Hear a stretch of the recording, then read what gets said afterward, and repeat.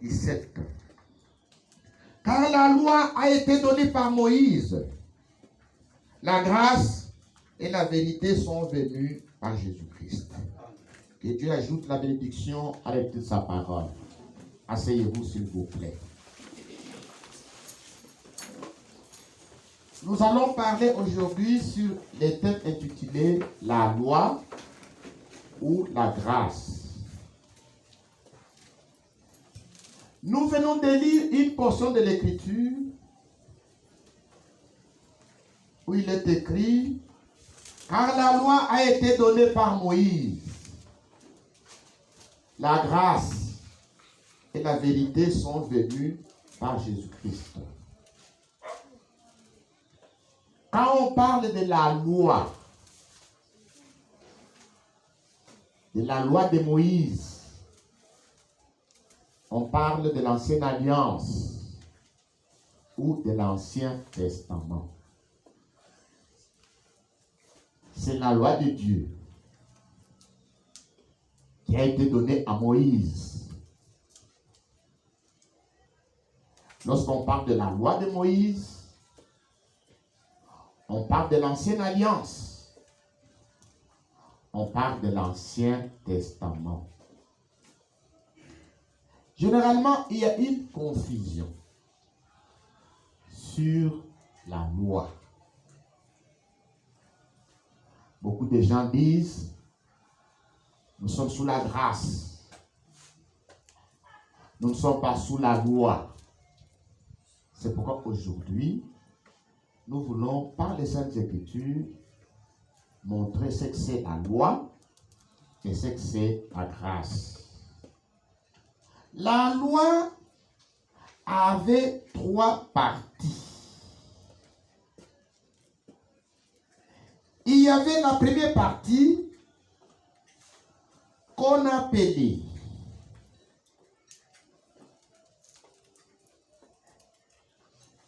les commandements. Alléluia. Amen. La deuxième partie qu'on appelait les ordonnances. Et ensuite, la troisième partie qu'on appelait les lois civiles.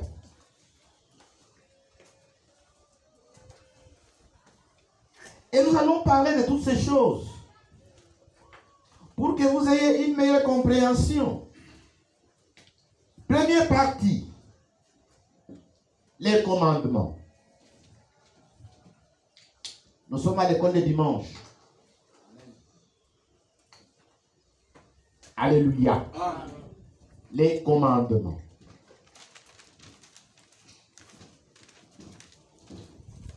Deuxième partie, les ordonnances. Troisième partie, les lois civiles.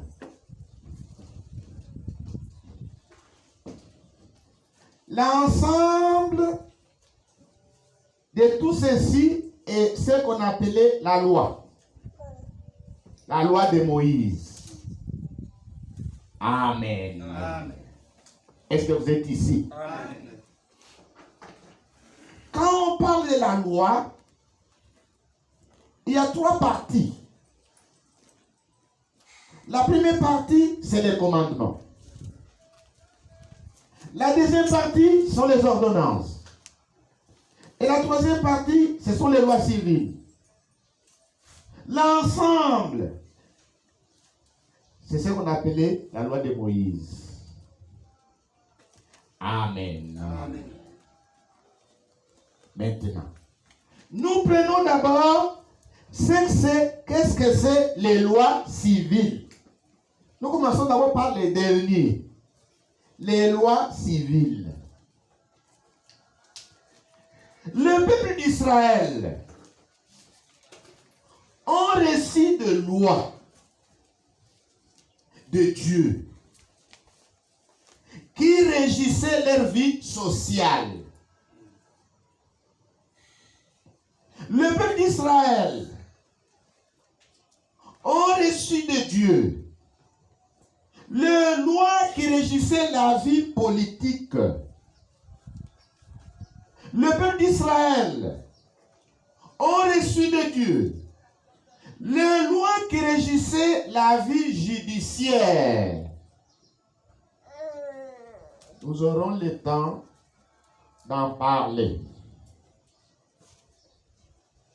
Mais nous lisons rapidement dans les livres d'Exode au chapitre 21 sur les lois civiles. Nous lisons les livres d'Exode.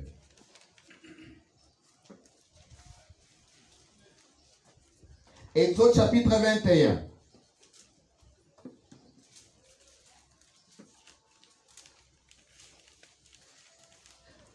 Nous commençons par le verset 1.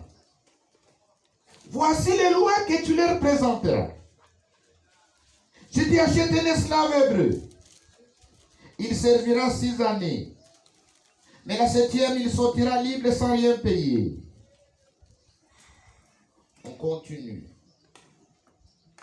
Verset 7. Si un homme vend sa fille pour être esclave, elle ne sortira point comme sortent les esclaves. À la maison, lisez tous les chapitres. Au verset 12. Celui qui frappera un homme mortellement sera puni de mort. Verset 13. S'il ne l'a point dressé d'embûche et que Dieu l'ait fait tomber sous sa main, j'établirai un lieu où il pourra se réfugier. Nous continuons. Verset 16. Celui qui dérobera un homme et qui l'aura vendu ou retenu entre ses mains sera puni de mort. Verset 17. Celui qui maudira son père ou sa mère sera puni de mort. 18. Si des hommes se querellent et que l'un d'eux frappe l'autre avec une pierre ou avec les poings sans causer sa mort, mais en l'obligeant à garder les lits, celui qui aura frappé ne sera point puni dans les cas où l'autre viendra se lever et à se promener dehors avec son bâton. Seulement il le dédommagera de son interruption de travail. Il le fera soigner jusqu'à sa guérison. Nous continuons. Verset 23. S'il y a un accident, tu donneras vie pour vie, œil pour œil, dent pour dent, main pour main, pied pour pied, brûlure pour brûlure, blessure pour blessure, maîtrissure pour maîtrissure. Si un homme frappe l'œil de son esclave, homme ou femme, et qu'il lui fasse perdre l'œil, il le mettra en liberté pour prix de son œil. Verset 28. Si un bœuf frappe de ses cornes un homme ou une femme, et que la mort en soit la suite, le bœuf sera lapidé. Verset 33. Si un homme a découvert une citerne, ou si un homme en creuse une, ne la couvre pas, et qu'il y tombe un bœuf ou un âne, le possesseur de la citerne payera au maître la valeur de l'animal en argent et aura pour lui l'animal mort. Donc, quand vous lisez Exode chapitre 21, Dieu a donné à Israël deux lois qui régissaient la vie sociale des enfants d'Israël. Dieu a donné des lois qui régissaient la vie politique. Dieu a donné des lois à Israël qui régissaient la vie judiciaire. Et beaucoup de pays du monde se sont inspirés de ces lois pour faire leurs propres lois. Amen. Amen. Amen. Amen. Aujourd'hui, chaque pays a sa constitution. Cette constitution, c'est la loi des lois pour chaque pays, pour chaque nation. Nous ne pouvons pas prendre les lois civiles que Dieu a données à Israël pour appliquer cela aux nations. Est-ce que vous êtes ici? Amen. Cela faisait partie de la loi de Dieu. Mais les lois civiles. Est-ce que vous êtes ici? Amen. On passe. Quand vous lirez le livre d'Exode 21 à la maison, vous comprendrez. Maintenant, il y a les ordonnances. Dieu a donné les ordonnances à son peuple. Dans les ordonnances, la première chose, Dieu avait choisi la tribu de Lévi. Et dans la tribu de Lévi, il a choisi la famille d'Aaron pour les sacerdoces ou pour la sacrificature. Donc les ordonnances concernaient la vie religieuse.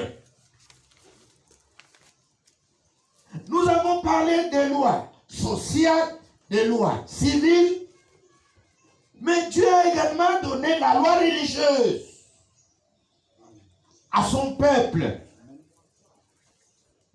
Dans cette loi religieuse, Dieu a choisi la famille de Lévi, ou la tribu de Lévi.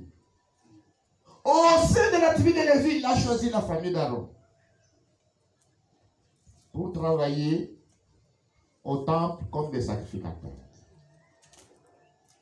comme des prêtres. Est-ce que nous sommes ensemble? Amen.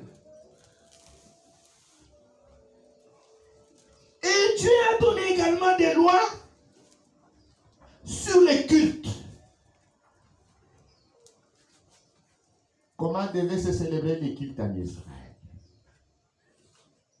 Et Dieu a donné des lois sur les sacrifices. Comment s'approcher de Dieu. Ainsi, toute la loi que Dieu a donnée à Israël reposait sur les sacerdoces, sur les sacrifices.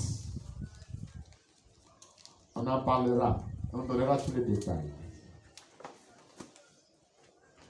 Donc, dans la deuxième partie, dans les ordonnances,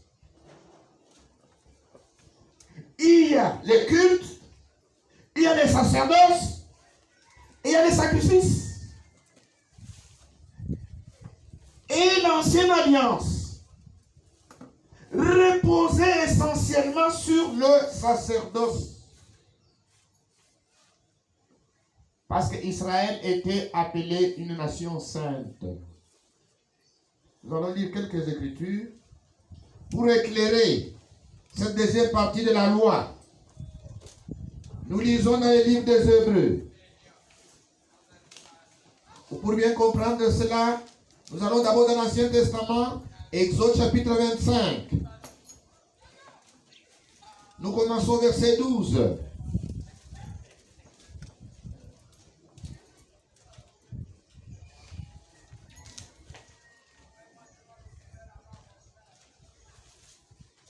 Verset 1.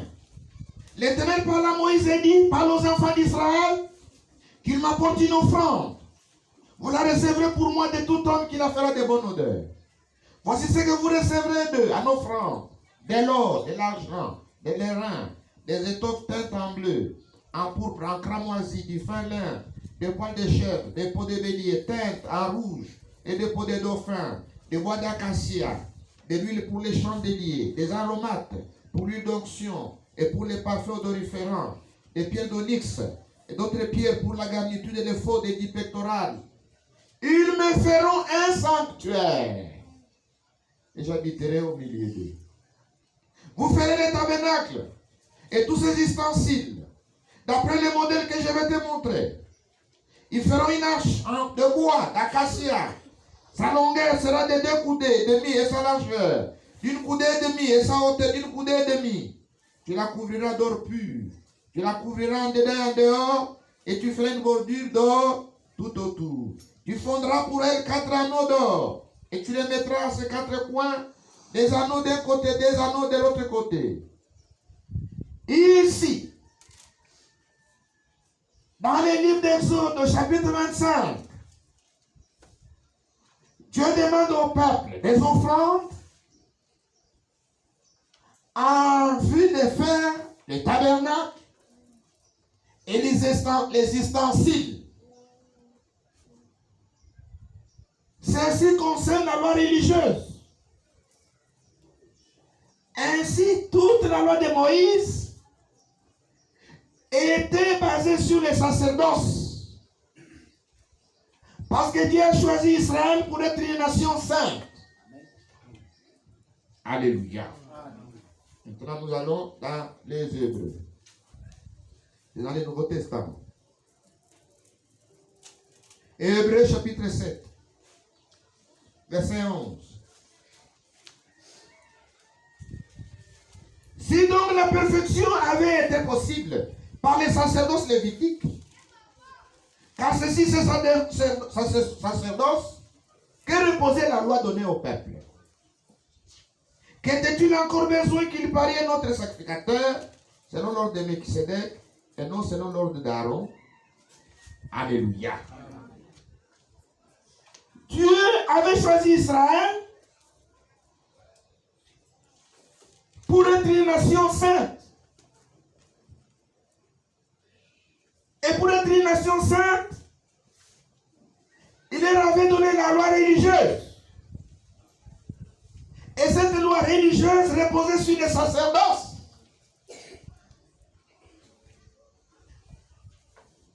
Les sacerdoces, les sacrificateurs, la sacrificature, les sacrifices, les cultes. Tout cela, Dieu voulait que son peuple soit saint, soit sanctifié par le sacrifice, par le sang des animaux. Les sacrifices étaient des bêtes qu'on apportait aux prêtres. Ces bêtes étaient égorgées. Les sangs étaient répandus sur l'autel pour procurer la sainteté au peuple, pour procurer la sanctification. Ainsi, cette loi de Dieu reposait sur ses ordonnances, sur ses sacrifices, sur les sacerdoces lévitiques. Parce que Dieu voulait que son peuple soit une nation sainte. C'est ce qu'il avait dit dans les livres d'Exode. Vous serez pour moi une nation sainte et un royaume de sacrificateurs. Exode chapitre 19, verset 5. Maintenant, si vous écoutez ma voix et si vous gardez mon alliance, vous m'appartiendrez entre tous les peuples, car toute la terre est à moi. Vous serez pour moi un royaume de sacrificateurs et une nation sainte. Voilà les paroles que tu diras aux enfants d'Israël. Amen. Amen. Amen. Dieu voulait que son peuple soit une nation sainte, un royaume de sacrificateurs. C'est pourquoi cette loi qu'il a donnée au peuple reposait sur les sacerdoces. Mais la perfection que Dieu attendait de son peuple par les ordonnances n'a pas été atteinte. Nous lisons dans Hébreux chapitre 7, verset 11. Si donc la perfection avait été possible par les sacerdoces lévitiques, car c'est sur ces sacerdoces que reposait la loi donnée au peuple. Nous voyons que l'ancienne alliance qui reposait sur les ordonnances, sur les sacrifices, n'a pas amené le peuple à la perfection. Continuons. Allons dans chapitre 10, verset 1. En effet, la loi qui possède du nombre des biens à venir, et non l'exacte représentation des choses, ne peut jamais, par les mêmes sacrifices qu'on offre perpétuellement chaque année, amener les assistants à la perfection. Donc, cette loi, qui repose sur les ordonnances, sur les sacerdoces lévitiques, a échoué. Parce qu'elle n'a pas amené le peuple à la sainteté, à la perfection. Amen. Hébreux chapitre, cette fois-ci 8, à partir du verset 6.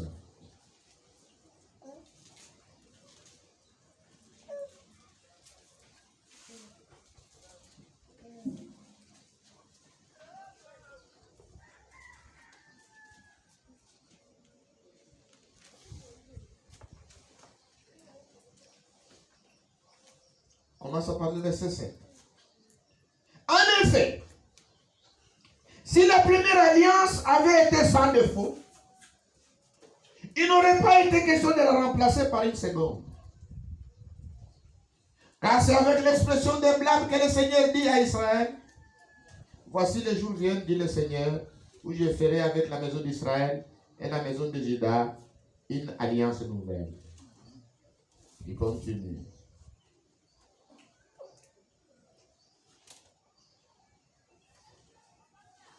Au verset 13. En disant une alliance nouvelle, il a déclaré la première ancienne. Oh, ce qui est ancien, ce qui a vieilli, est prêt de disparaître. Amen. Amen. La première alliance avait des défauts.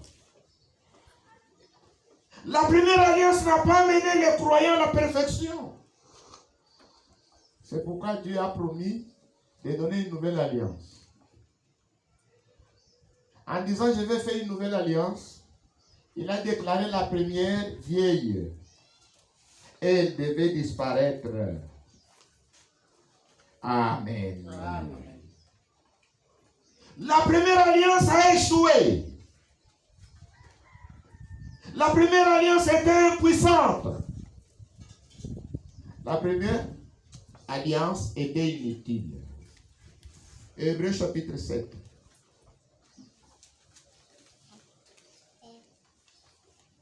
Verset maintenant. Nous commençons par le verset 18.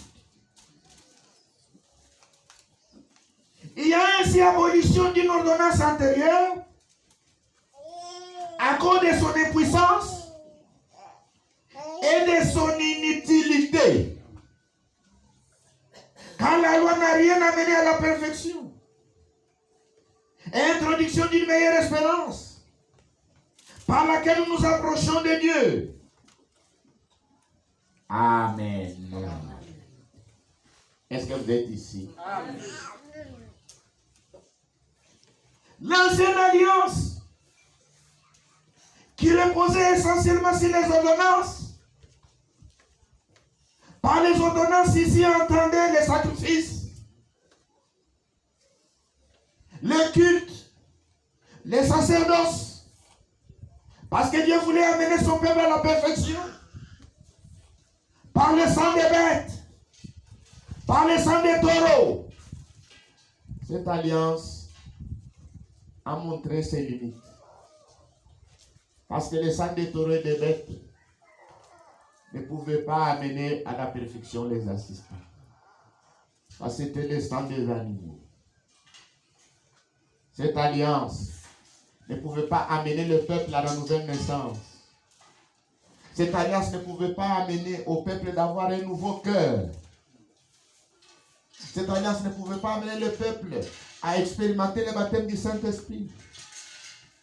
Cette alliance a montré ses limites et ses défauts. Son impuissance, son inutilité. C'est pourquoi Dieu devait remplacer cette ancienne alliance. Amen. Amen. Est-ce que vous êtes ici? Amen. C'est pourquoi Dieu devait maintenant donner une nouvelle alliance.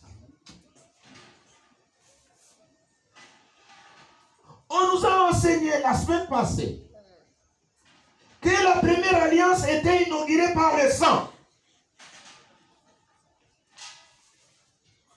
Et la deuxième alliance aussi, qu'on appelle la nouvelle alliance ou le Nouveau Testament, elle aussi a été inaugurée par le sang de Jésus-Christ. Amen. Amen. La première alliance, qui comportait 3 parties, où il y avait les lois civiles, les ordonnances. Dans les ordonnances, nous avons montré qu'il y avait les sacerdoces lévitiques, qu'il y avait les cultes, il y avait les sacrifices. Et ensuite, il y a les commandements. Maintenant, Dieu avait inauguré la première alliance par le sang. Et la deuxième alliance a été également inaugurée par le sang de Jésus-Christ. Amen. Amen. Alléluia. Amen. C'est bien. Est-ce que vous êtes ici? Amen. Maintenant, quand la deuxième alliance a été inaugurée, Jésus-Christ, le Fils de Dieu, est venu pour donner son corps en sacrifice. Quand il est venu, il a donné son corps en sacrifice. Il s'est acquis un peuple de la nouvelle alliance. Est-ce que Jésus a aboli la loi? Lui-même, il parle. C'est à ce niveau-là où beaucoup ne comprennent pas. Matthieu chapitre 5. Matthieu chapitre 5, verset 17. Ne croyez pas que je sois venu pour abolir la loi ou les prophètes. Je suis venu non pour abolir, mais pour accomplir. Car je vous dis en vérité, tant que les zélatés ne passeront point, il ne disparaîtra de la loi un seul iota, ou un seul trait de lettre jusqu'à ce que tout soit arrivé. C'est lui donc qui supprimera l'un de ses plus petits commandements et qui enseignera aux autres à faire de même, sera appelé le plus petit dans le royaume des cieux. Mais celui qui les observera et qui enseignera à les observer, celui-là sera appelé grand dans le royaume des cieux. Amen. Car je vous l'ai dit, si votre justice n'est pas celle des scribes et des pharisiens, vous n'entrerez point dans le royaume des cieux. Amen. Amen. Je parle de la nouvelle alliance. En même temps, je parle de la troisième partie qui était dans la loi qu'on appelait les commandements. Amen. La loi n'avait pas que les lois civiles. La loi n'avait pas que les ordonnances. La loi avait aussi le commandement. Soyez très attentifs. Dans cette partie qu'on appelle les commandements, il s'agissait de choses que Dieu avait ordonnées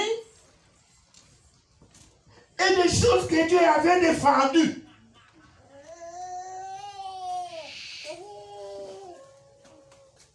Et il y avait beaucoup de prescriptions que Dieu avait données au peuple sur les choses qu'il avait ordonnées, sur les choses qu'il avait défendues. Et le résumé de tout cela,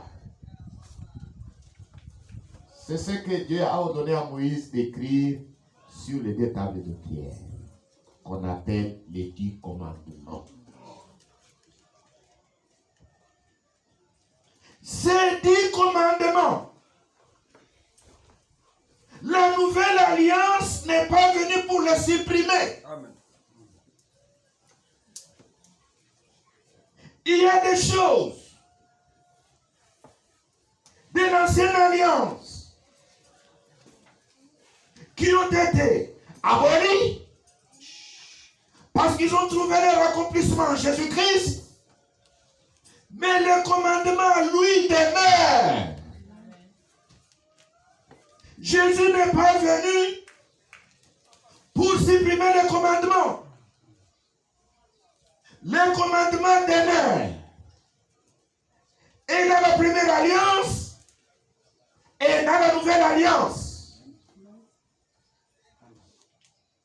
Amen. Amen.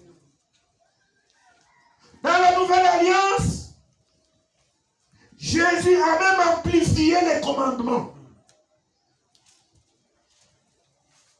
C'est pourquoi nous lisons, nous continuons la lecture.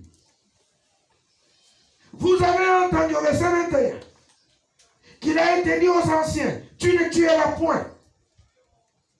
Celui qui tuera mérite d'être puni par les juges.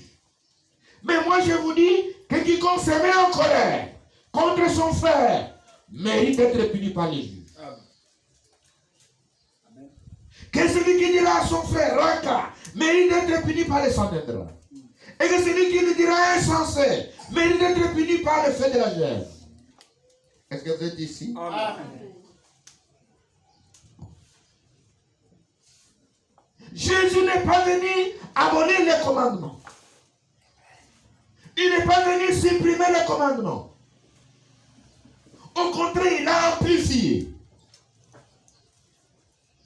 Au verset 27. Vous avez appris qu'il a été dit tu ne commettras point d'adultère. Mais moi je vous dis que quiconque regarde une femme pour la convoiter a déjà commis un adultère avec elle dans son cœur.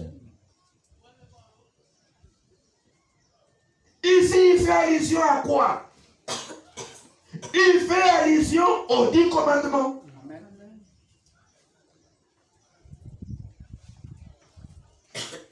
Nous ne pouvons plus appliquer à la lettre les ordonnances.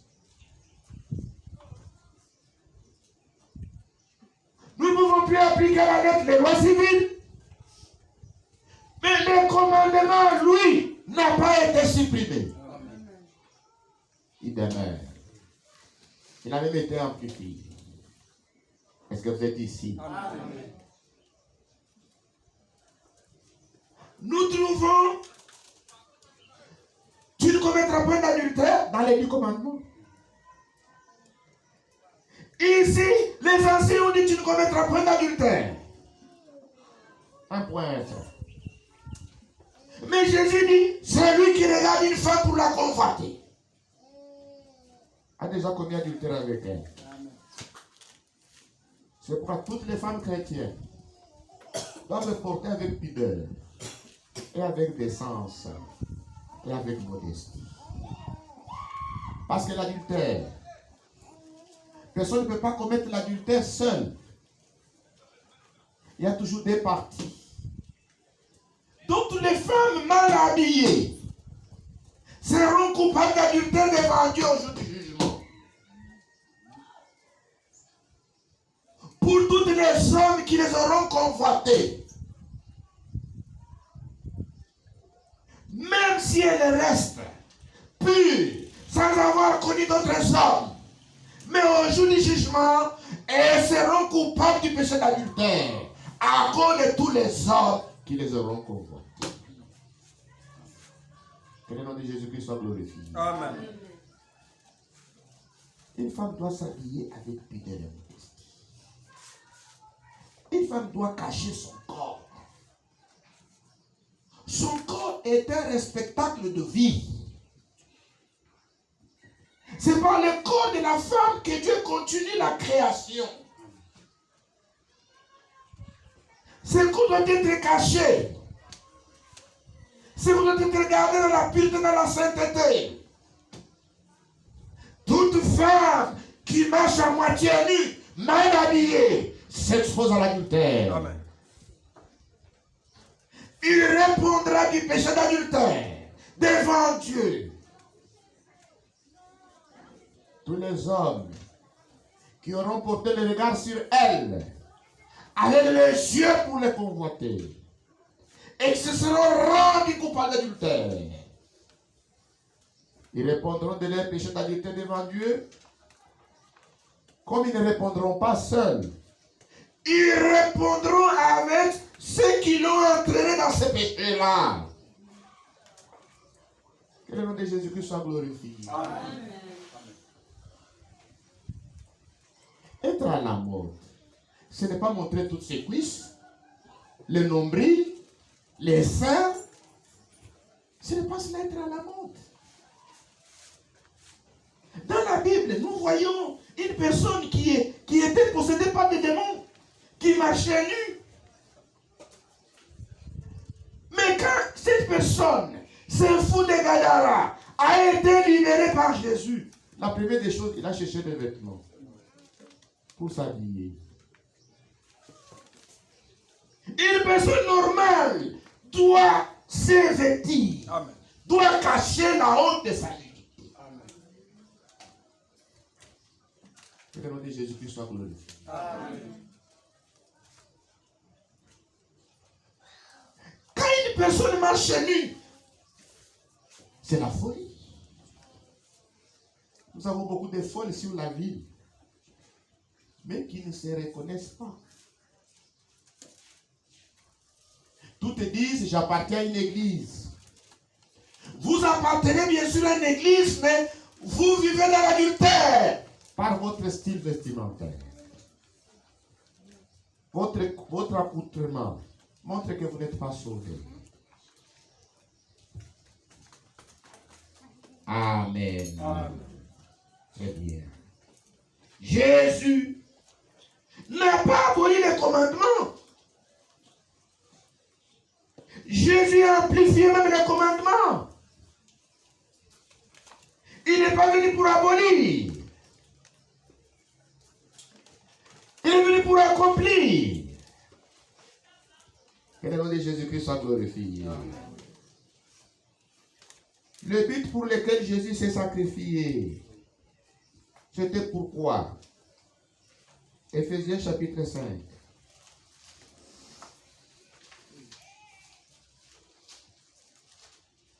Éphésiens chapitre 5, verset 26. Afin de la sanctifier. Nous pouvons commencer par 25. Marie, aimez vos femmes comme Christ a aimé l'Église et s'est livré pour lui-même pour elle, afin de la sanctifier par la parole, après l'avoir purifiée par le baptême d'eau, afin de faire paraître devant lui cette Église glorieuse, sans tache ni ride, ni rien de semblable, mais sainte et irrépréhensible. Dans l'ancienne alliance, il y avait la loi sur les ordonnances. Dans la loi sur les ordonnances, Dieu avait exigé le sang des taureaux pour sanctifier son peuple.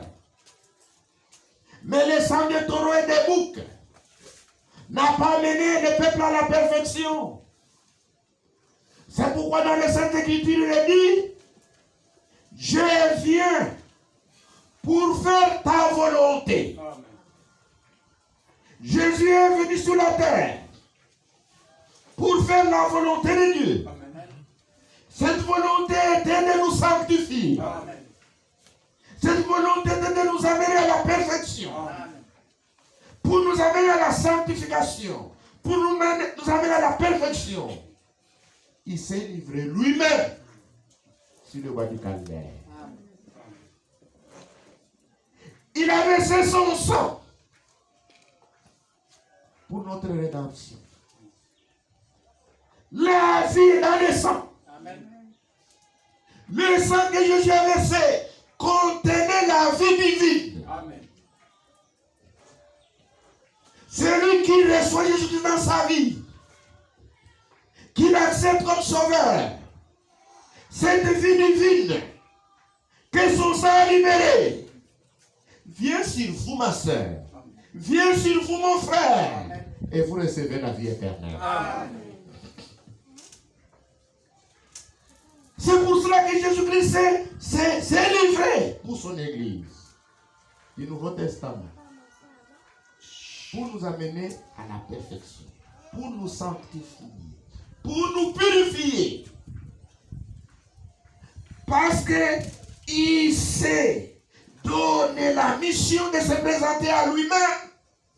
Une église purifiée, lavée, sanctifiée, sans tache, ni ride, ni rien de répréhensible. Amen. Amen. Est-ce que vous êtes ici? Amen. C'est bien.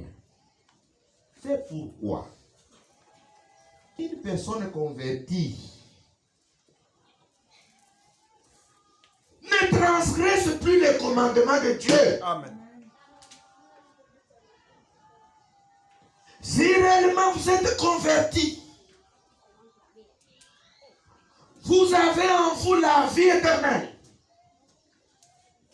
La vie même de Jésus qu'il a libérée par son sang. Vous ne pouvez plus transgresser la parole. Vous ne pouvez plus transgresser les commandements. Vous devez marcher dans l'obéissance du commandement.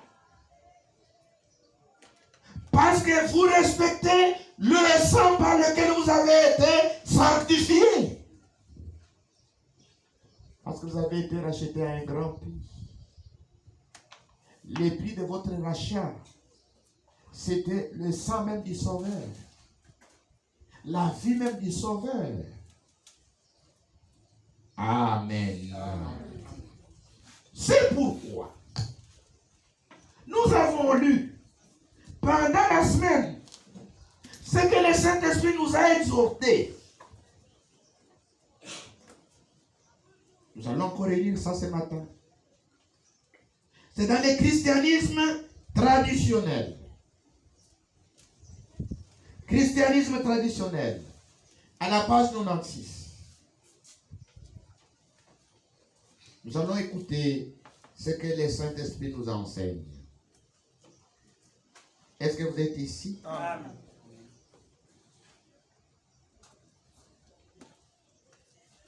À la page 96.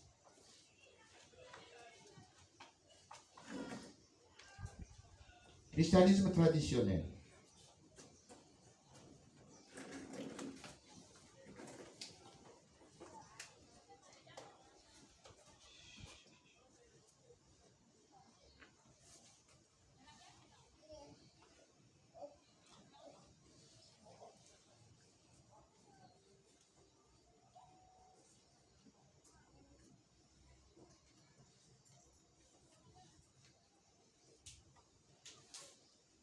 Allons lire.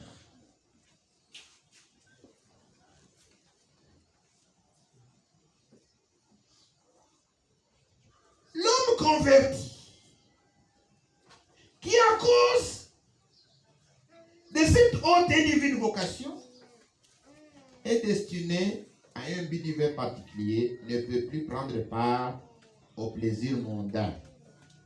Car il est écrit, et le monde passe. Et sa convoitise, mais celui qui fait la volonté de Dieu demeure éternellement. Amen. 1 Jean chapitre 2 verset 17. Ceci se rapporte à tout ce que Dieu a commandé ou défendu, aux 10 commandements, à toutes les autres prescriptions, à celles qui concernent la vie personnelle, au sermon sur la montagne, aux évangiles et aux épîtres. L'homme sanctifié par le Seigneur porte en soi-même la parole afin de l'accomplir par la grâce de Dieu et de ne pas la transgresser. Amen. Amen. Il y a une écriture ici clé que nous allons lire. 1 Jean chapitre 2. Nous commençons par le verset 15. N'aimez point le monde, ni les choses qui sont dans le monde. Si quelqu'un aime le monde, l'amour du Père n'est point en lui. Car tout ce qui est dans le monde, la convoitise de la chair, la convoitise des yeux, l'orgueil de la vie ne vient pas du Père, mais vient du monde. Et le monde passe, et sa convoitise aussi. Mais celui qui fait la volonté de Dieu demeure éternellement. Amen. Amen. Est-ce que vous êtes ici? Amen. Si vous êtes ici, c'est bien.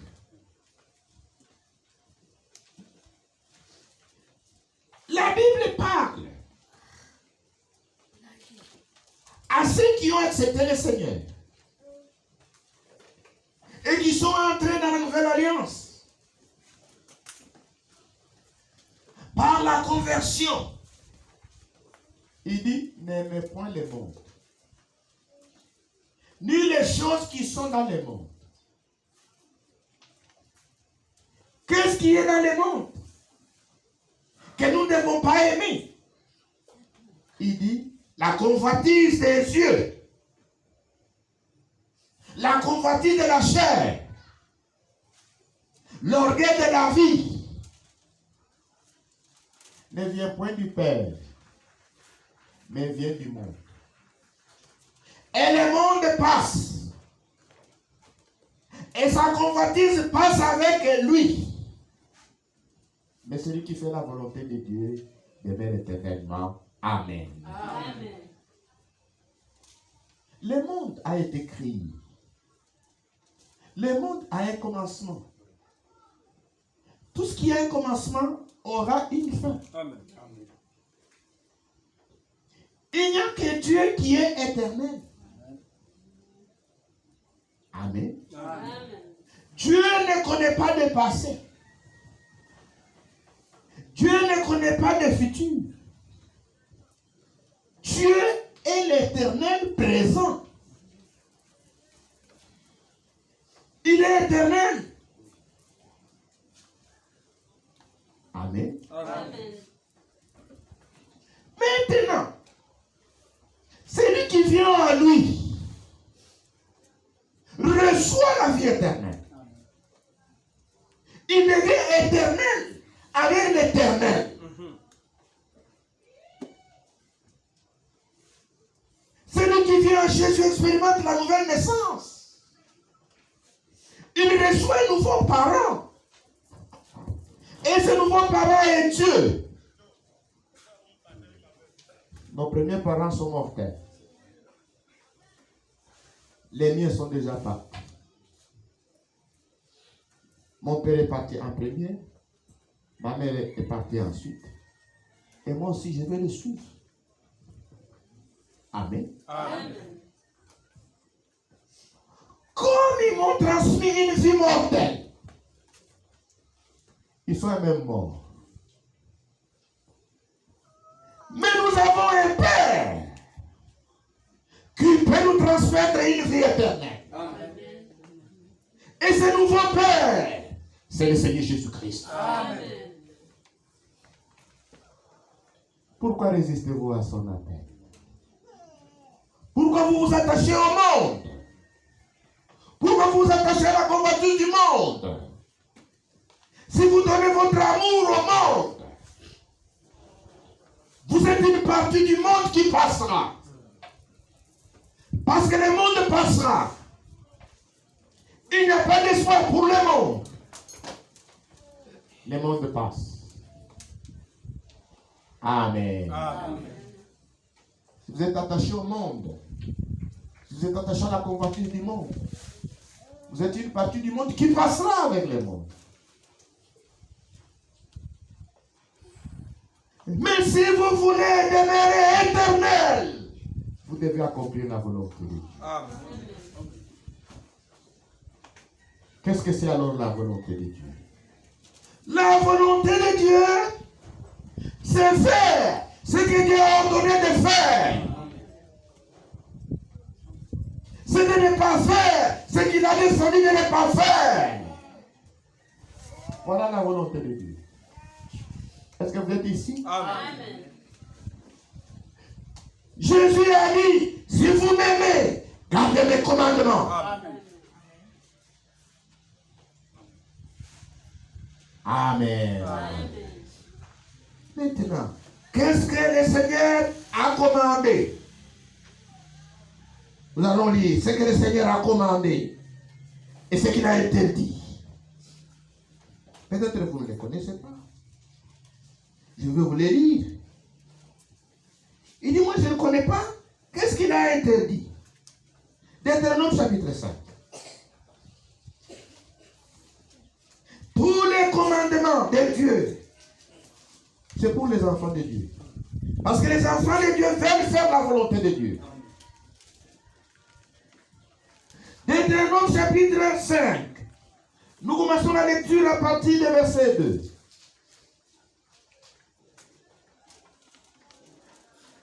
L'Éternel notre Dieu a traité avec nous une alliance à Horeb. Ce n'est point avec nos pères que l'Éternel a traité cette alliance. C'est avec nous qui sommes ici aujourd'hui, nous les vivants. L'Éternel vous parla face à face sur la montagne du milieu de feu.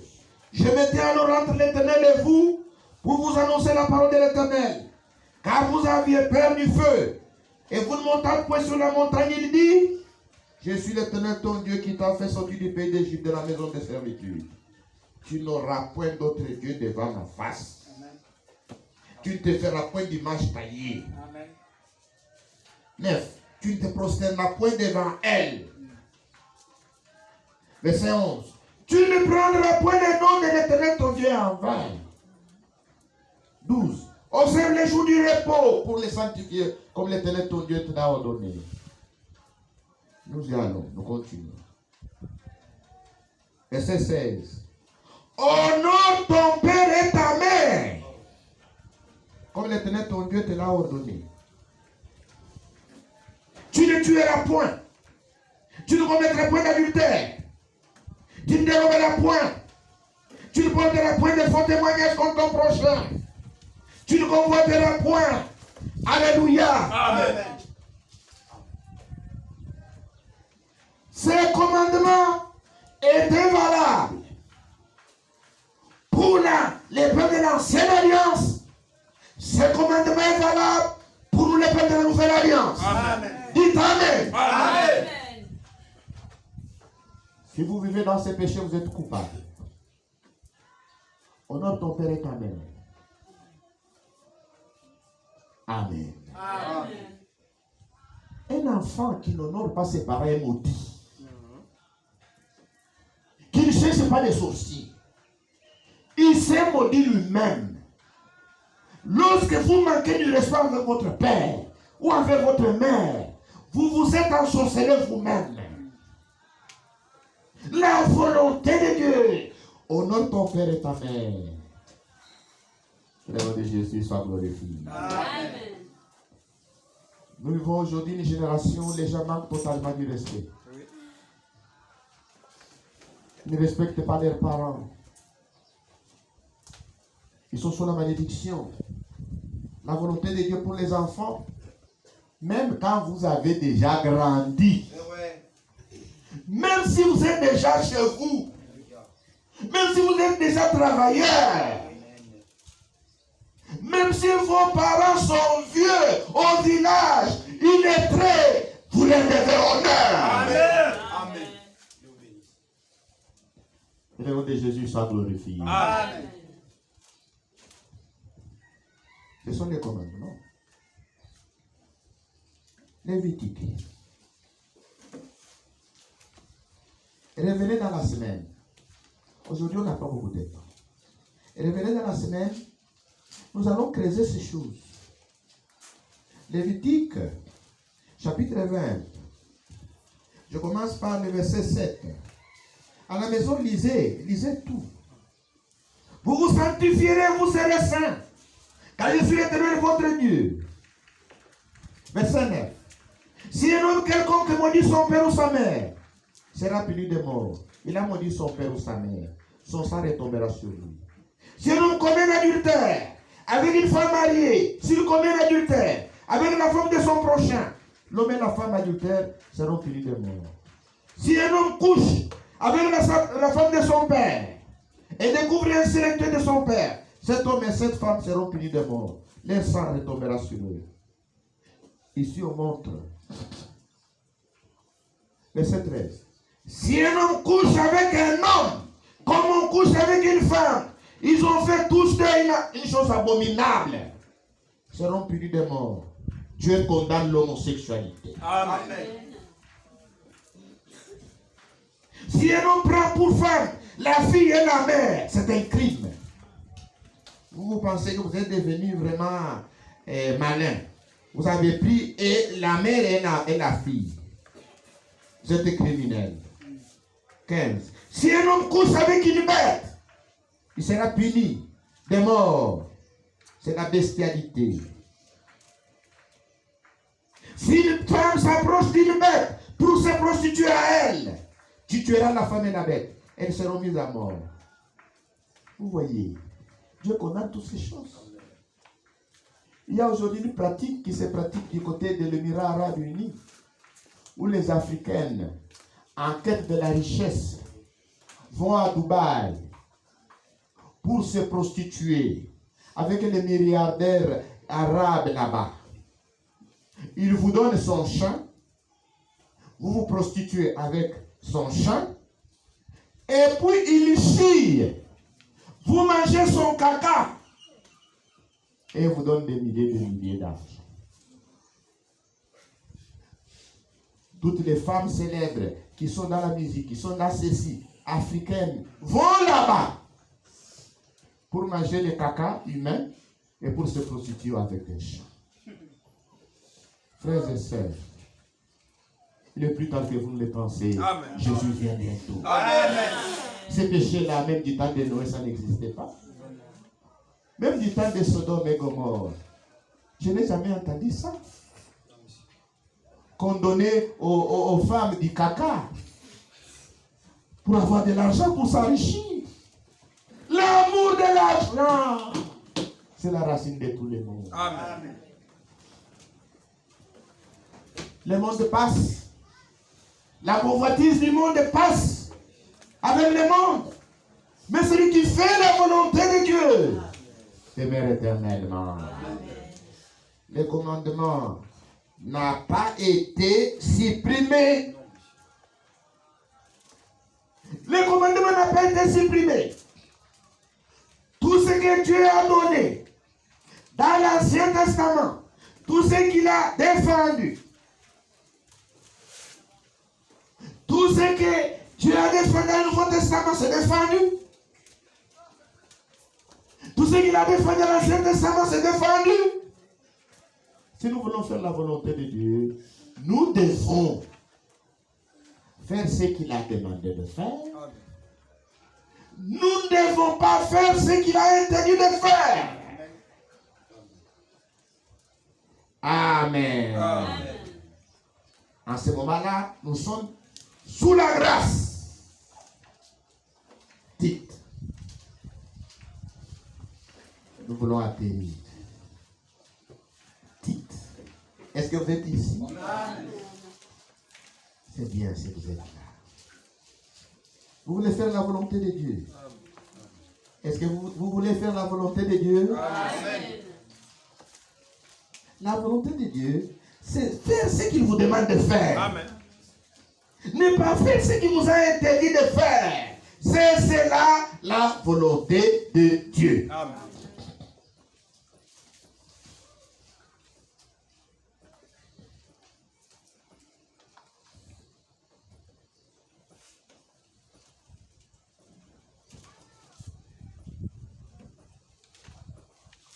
Lisons Tite, chapitre 2, verset 11. Car la grâce de Dieu, source de salut pour tous les hommes, a été manifestée. Elle nous enseigne à renoncer à l'impiété et aux convoitises mondaines et à vivre dans le siècle présent selon la sagesse, la justice et la piété, en attendant la bienheureuse espérance et la manifestation de la gloire du grand Dieu et de notre Sauveur Jésus-Christ, qui s'est donné lui-même pour nous, afin de nous racheter de toute iniquité et de se faire un peuple qui lui appartient, purifié par lui et zélé pour les bonnes œuvres. Amen.